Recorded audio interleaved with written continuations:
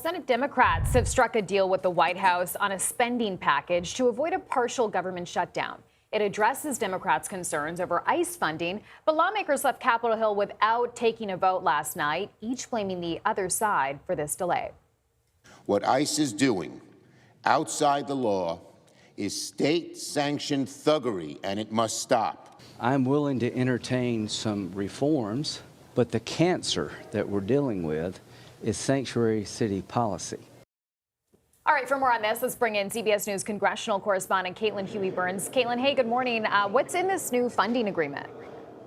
Well, this is something we never see up here on Capitol Hill, rarely, really. The president of the United States, Donald Trump, striking a deal with Senate Democrats. And that just goes to show that nobody wants to see a government shutdown because the lessons learned from last time are very much hovering over all of this. But just to be clear, they have not struck a deal on reforms to immigration enforcement and ICE. They've struck a deal on how to proceed with continuing to fund the government, and then also giving them some more time to work out some of these policies. So what they have agreed to is to pass 5 spending bills to fund most of the government, and then also to fund DHS just for 2 more weeks to buy some time to continue these negotiations over ICE policy. So that's what the Senate is hoping to do today. They were supposed to do it last night, but it got held up. So now they are trying to do it again today. They need all senators to agree just to move forward with this.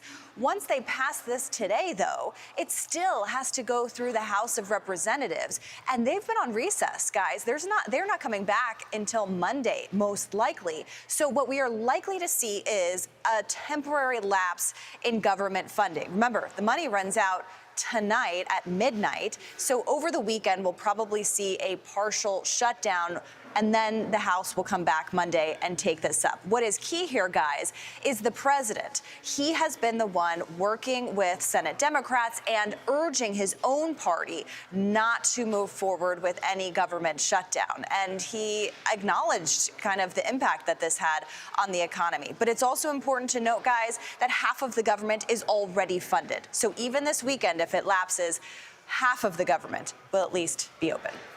All right, Caitlin Huey-Burns reporting from the Hill for us. Caitlin, thank you.